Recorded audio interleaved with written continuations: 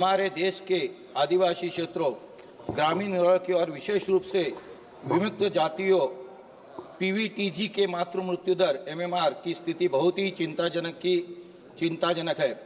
कुपोषण, स्वास्थ्य सेवाओं की कमी और दूर दराज के इलाकों में अस्पताल तक पहुंचना न होना इस समस्या को और गंभीर बना रहा है।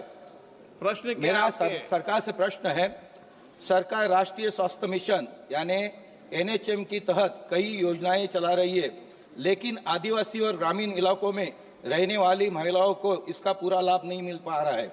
इसलिए मैं माननीय मंत्री जी से जानना चाहता हूं कि क्या सरकार ग्रामीण, आदिवासी और विमुक्त जातियों की महिलाओं के लिए विशेष स्वास्थ्य योजना लाने पर विचार कर रही है? क्या सरकार इन क्षेत्रों में मोबाइल हेल्थ क्लिनिक, टेलीमेडिसिन सुविधा और पोषण योजनाओं को बढ़ावा देने के लिए कोई ठोस कदम उठाएगी? धन्यवाद अध्यक्ष महोदय। आपके माध्यम से सबसे पहले तो मैं माननीय सदस्य को और इस सदन को ये सूचित करना चाहती हूँ कि जहाँ तक एमएमआर का विषय है और आईएमआर का विषय है, भारत ने दुनिया के तुलना में बहुत बेहतरीन प्रगति की है। जहाँ पिछले 30 वर्षों में 1990 से लेकर 2020 के बीच में global rate of decline for MMR 42% रहा है, वहीं भारत के अंदर ये 83% तक पहुंचा है। और इसके साथ ही जो इन्फेंट मोर्टेलिटी रेट है, sir, global rate of decline 55% रहा है, लेकिन भारत में इसकी गिरावट की दर 69% रही है। और ये सब संभव हुआ है जो हमने कॉम्प्रिहेंसिव मेजर्स चलाए हैं नेशनल हेल्थ मिशन के तहत, जहां हम राज्य सरकारों को और यूटी एडमिनिस्ट्रेशंस को फाइनेंशियल और टेक्निकल सपोर्ट देते हैं। महिलाओं के और बच्चों के हेल्थ आउटकम्स को इम्प्रूव करना, ये इस पूरे हमारे कार्यक्रम का फोकस रहता है। और इसमें हम जननी सुरक्षा योजना, जननी शिशु सुरक्षा कार्यक्रम, प्रधानमंत्री सुरक्षित मातृत्व अभियान, ऐसे तमाम कार्यक्रम चलाते हैं जिसके माध्यम से हमारी कोशिश रहती है कि हमें बेटर हेल्थ आउटकम्स मिल सके और एमएमआर आईएमआर में डिक्लाइन हो।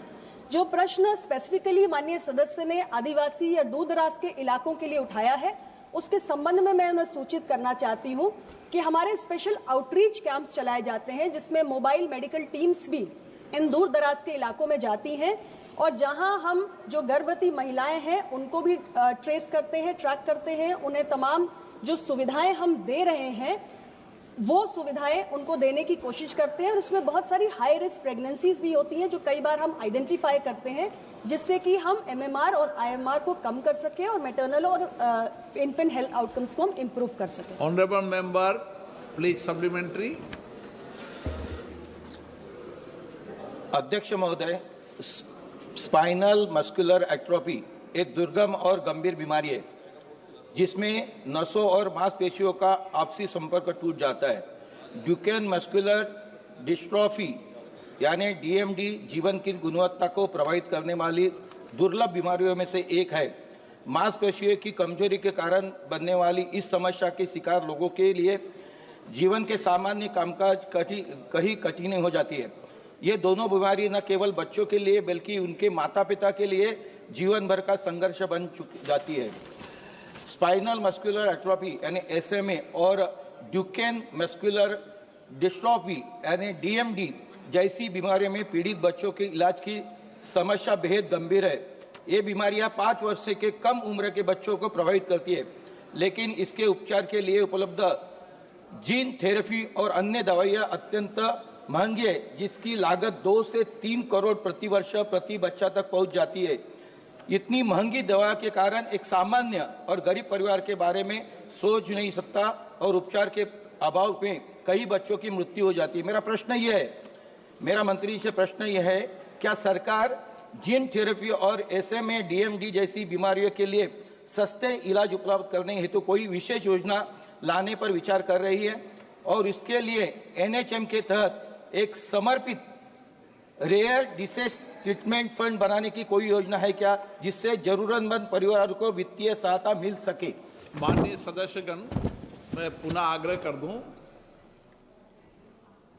सभी नए पुराने अनुभवी आप अगर लिखकर भी लाए ना प्रश्न पूछने के लिए, तो संक्षिप्त में लेकर आए और माननीय मंत्रीगण से भी अपेक्षा रहेगी वो उनका संक्षिप्त में जवाब दे दें ताकि हम ज्यादा क्वेश्चन ले सकें। माननीय मंत्री जी।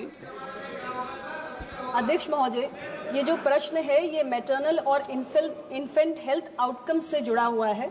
माननीय सदस्य ने जो प्रश्न पूछा वो रेयर डिजीज के मेडिसिन को लेकर है, ये इस प्रश्न से संबंधित नहीं है।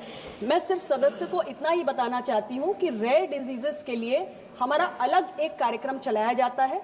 अभी जो बजट आया उसमें हमने 36 ऐसी लाइफ सेविंग ड्रग्स और मेडिसिन हैं जिसमें कुछ रेयर डिजीज की भी दवाएं हैं जिनको हमने बेसिक कस्टम ड्यूटी एग्जेम्पशन दिया है। लेकिन और जो इनके सवाल हैं, जब आप अलग से मेरे साथ बैठेंगे तो रेयर डिजीज पे भी हम चर्चा कर लेंगे, लेकिन फिलहाल ये इससे संबंधित नहीं है।